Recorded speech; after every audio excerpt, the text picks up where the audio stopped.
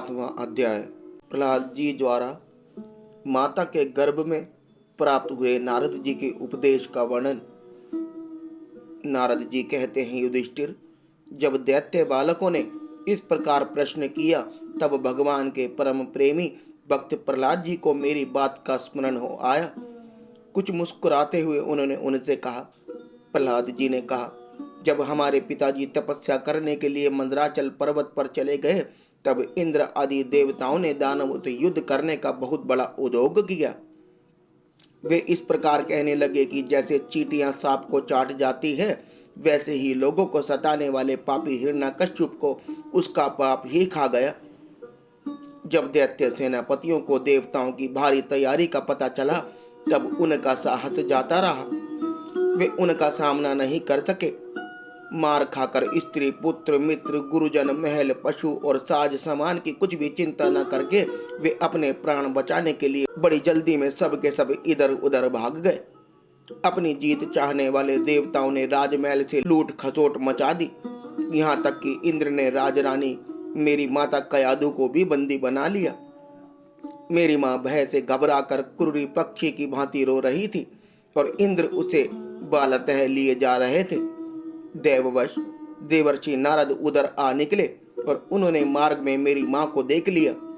उन्होंने कहा, देवराज, यह निरपराध है, इसे ले जाना उचित नहीं है। महाभाग, इस सती साध्वी पर नारी का तिरस्कार मत करो, इसे छोड़ दो, तुरंत छोड़ दो। इंद्र ने कहा, इसके पेट में देवद्रोही हिरण्यकश्यप का अत्यंत प्रभावशाली वीर्य है। परसों पर्यंत यह मेरे पास रहे, बालक हो जाने पर उसे मारकर मैं इसे छोड़ दूंगा।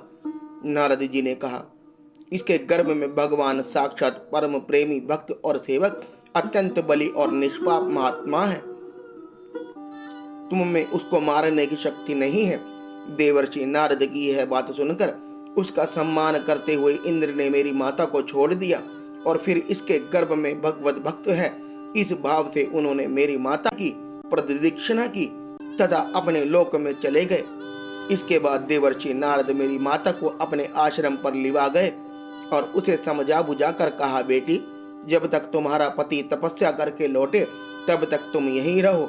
जो आज्ञा कहकर वह निर्भयता से देवर्षि नारद के आश्रम पर ही रहने लगी और तब तक रही जब तक मेरे पिता घोर तपस्या से लौटकर नहीं आए। मेरी गर्भवती माता मुझ गर्भस्थ शिशु की मंगल कामना से और इच्छित समय पर अर्थात मेरे पिता के लौटने के बाद संतान उत्पन्न करने की कामना से बड़े प्रेम तथा भक्ति के साथ नारद जी की सेवा शुश्रूषा करती रही। देवर्षि नारद जी बड़े दयालु और सर्वसमर्थ हैं। उन्होंने मेरी माँ को भागवत धर्म का रहस्य और विशुद्ध ज्ञान दोनों का उपदेश किया। उपदेश करते समय उनकी दृष्टि मुझ पर भी थी। बहुत समय बीत जाने के कारण और स्त्री होने के कारण भी मेरी माता को उस ज्ञान की स्मृति नहीं रही, परंतु देवर्षि नारद की विशेष कृपा होने के कारण मुझे उसकी विस्मृति नहीं हुई। यदि तुम लोग मेरी इस बात पर श्रद्धा करो तो तुम्हें भी वह ज्ञान हो सकता है, क्योंकि श्रद्धा से स्त्री और बालकों की बुद्धि भी मेरे ही समान शुद्ध हो जाती है। जैसे ईश्वर मूर्ति काल की प्रेरणा से वृक्षों के फल लगते, ठहरते, बढ़ते, पकते, क्षीण होते और नष्ट हो जाते हैं, वैसे ही जन्म, अस्तित्व की अनुभूति, वृद्धि, परिणाम, क्षय और विनाश, ये 6 भाव विकार शरीर में ही देखे जाते हैं। आत्मा से इनका कोई संबंध नहीं है। आत्मा नित्य, अविनाशी, शुद्ध, एक क्षेत्रज्ञ, आश्रय, निर्विकार, स्वयं प्रकाश, सबका कारण, व्यापक, असंग तथा आवरण रहित है। 12 आत्मा के उत्कृष्ट लक्षण हैं।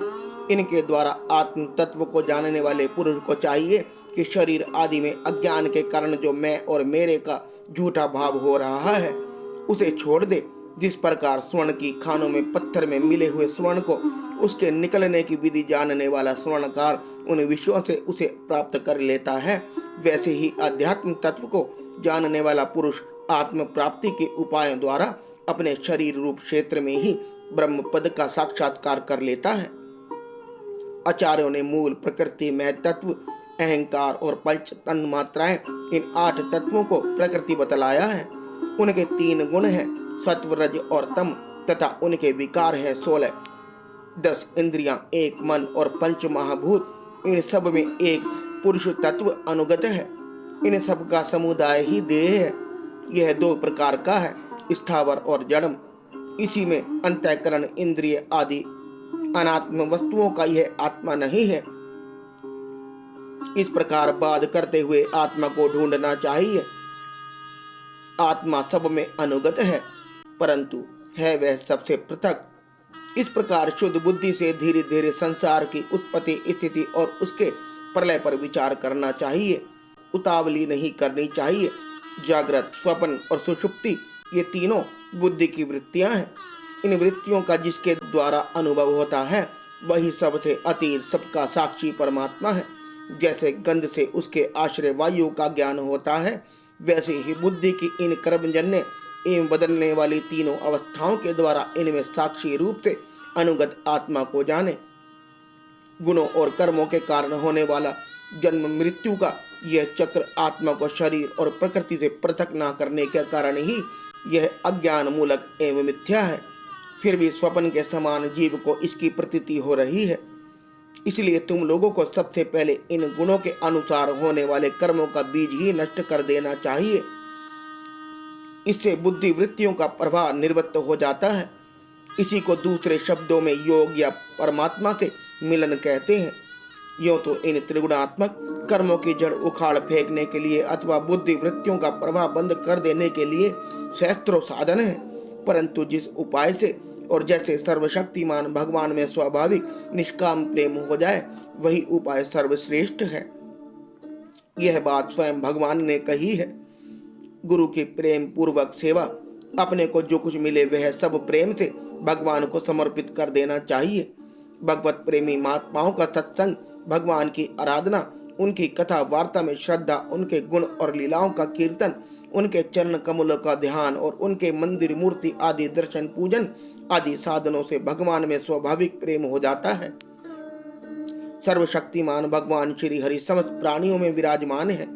ऐसी भावना से यथाशक्ति सभी प्राणियों की इच्छा पूर्ण करें और हृदय से उनका सम्मान करें।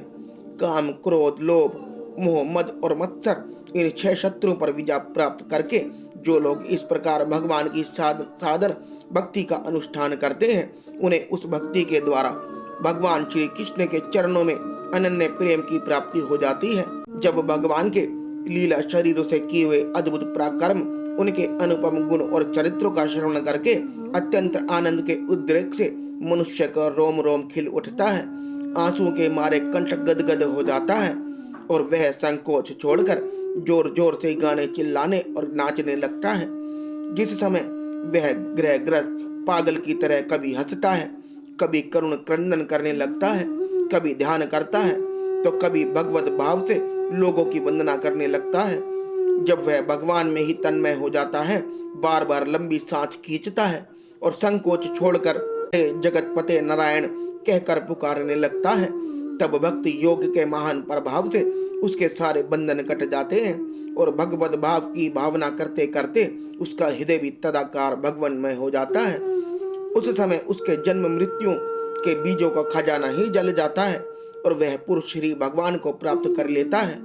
इस अशुभ संसार के दलदल में फंसकर अशुभमय हो जाने वाले जीव के लिए भगवान की यह प्राप्ति संसार के चक्कर को मिटा देने वाली है। इसी वस्तु को कोई विद्वान ब्रह्म और कोई निर्वाण सुख के रूप में पहचानते हैं। इसलिए मित्रों, तुम लोग अपने अपने हृदय में हृदयेश्वर भगवान का भजन करो। असुर कुमारों, अपने हृदय में ही आकाश के समान नित्य विराजमान भगवान का भजन करने में कौन सा विशेष परिश्रम है। वे समान रूप से समस्त प्राणियों के अत्यंत प्रेमी मित्र हैं और तो क्या अपने आत्मा ही है। उनको छोड़कर भोग सामग्री इकट्ठे करने के लिए भटकना राम राम कितनी मूर्खता है। अरे भाई, धन, स्त्री, पशु, पुत्र, पुत्री, महल, पृथ्वी, हाथी, खजाना और भांति भांति की विभूतियां और तो क्या संसार का समस्त धन तथा भोग सामग्रियां इसी क्षणभंगुर मनुष्य को क्या सुख दे सकती है। वे स्वयं ही क्षणभंगुर हैं। जैसे इस लोक की संपत्ति प्रत्यक्ष ही नाशवान है, वैसे ही यज्ञों से प्राप्त होने वाले स्वर्ग आदि लोग भी नाशवान और अपेक्षिक एक दूसरे से छोटे बड़े ऊंचे नीचे हैं। इसलिए वे भी निर्दोष नहीं हैं। निर्दोष है केवल परमात्मा, न किसी ने उनमें दोष देखा है और न सुना है। अतः परमात्मा की प्राप्ति के लिए अनन्य भक्ति से उन्हीं परमेश्वर का भजन करना चाहिए। इसके सिवा अपने को बड़ा विद्वान मानने वाला पुरुष इस लोक में जिस उद्देश्य से बार बार बहुत से कर्म करता है, उस उद्देश्य की प्राप्ति तो दूर रही, उल्टा उसे उसके विपरीत ही फल मिलता है और निस्संदेह मिलता है। कर्म में प्रवृत्त होने के दो ही उद्देश्य होते हैं, सुख पाना और दुख से छूटना। परंतु जो पहले कामना ना होने के कारण सुख में निमग्न रहता था, उसे ही अब कामना के कारण यहाँ सदा सर्वदा सुख दुख ही भोगना पड़ता है। मनुष्य इस लोक में सकाम कर्मों के द्वारा जिस शरीर के लिए भोग प्राप्त करना चाहता है, वह शरीर ही पराया सियार कुत्तों का भोजन और नाशवान है। कभी वह मिल जाता है तो कभी बिछुड़ जाता है। जब शरीर की यह दशा है, तब इससे अलग रहने वाले पुत्र स्त्री महल धन संपत्ति राज्य खजाने हाथी घोड़े मंत्री नौकर चाकर गुरुजन और दूसरे अपने कहलाने वालों की तो बात ही क्या है। ये तुच्छ विषय शरीर के साथ ही नष्ट हो जाते हैं। ये जान तो पड़ते हैं पुरुषार्थ के समान, परंतु है वास्तव में अनर्थ रूपी। आत्मा स्वयं ही अनंत आनंद का महान समुद्र है। उसके लिए इन वस्तुओं की क्या आवश्यकता है। भाइयों, तनिक विचार तो करो। जो जीव गर्भदान से लेकर मृत्यु पर्यंत सभी अवस्थाओं में अपने कर्मों के अधीन होकर क्लेश ही क्लेश भोगता है, उसका इस संसार में स्वार्थ ही क्या है। यह जीव सूक्ष्म शरीर को ही अपना आत्मा मानकर उसके द्वारा अनेकों प्रकार के कर्म करता है और कर्मों के कारण ही फिर शरीर ग्रहण करता है। इस प्रकार कर्म से शरीर और शरीर से कर्म की परंपरा चल पड़ती है और ऐसा होता है अविवेक के कारण। इसलिए निष्काम भाव से निष्क्रिय आत्मस्वरूप भगवान श्री हरि का भजन करना चाहिए। अर्थ धर्म और काम सब उन्हीं के आश्रित हैं, बिना उनकी इच्छा के नहीं मिल सकते। भगवान श्री हरि समस्त प्राणियों के ईश्वर आत्मा और परम प्रियतम है। वे पंचभूत और सूक्ष्म भूत आदि के द्वारा निर्मित शरीरों में जीव के नाम से कहे जाते हैं। देवता दैत्य मनुष्य यक्ष अथवा गंधर्व कोई भी क्यों ना हो, जो भगवान के चरण कमलों का सेवन करता है, वह हमारे ही समान कल्याण का भाजन होता है। दैत्य बालकों, भगवान को प्रसन्न करने के लिए ब्राह्मण देवता या ऋषि होना, सदाचार और विविध ज्ञानों से संपन्न होना तथा दान तप यज्ञ शारीरिक और मानसिक शौच और बड़े बड़े व्रतों का अनुष्ठान पर्याप्त नहीं है। भगवान केवल निष्काम प्रेम भक्ति से ही प्रसन्न होते हैं और सब तो विडंबना मात्र है। इसलिए दानव बंधुओं, समस्त प्राणियों को अपने समान ही समझकर सर्वत्र विराजमान सर्व आत्मा सर्वशक्तिमान भगवान की भक्ति करो। भगवान की भक्ति के प्रभाव से दैत्य यक्ष राक्षस स्त्रियां शूद्र गोपालक अहिर पक्षी मर्ग और बहुत से पापी जीव भी भगवत भाव को प्राप्त हो गए हैं। इस संसार में या मनुष्य शरीर में जीव का सबसे बड़ा स्वार्थ अर्थात एकमात्र परमार्थ इतना ही है कि वह भगवान श्री कृष्ण की अनन्य भक्ति प्राप्त करे। उस भक्ति का स्वरूप है सर्वदा सर्वत्र सब वस्तु में भगवान का दर्शन।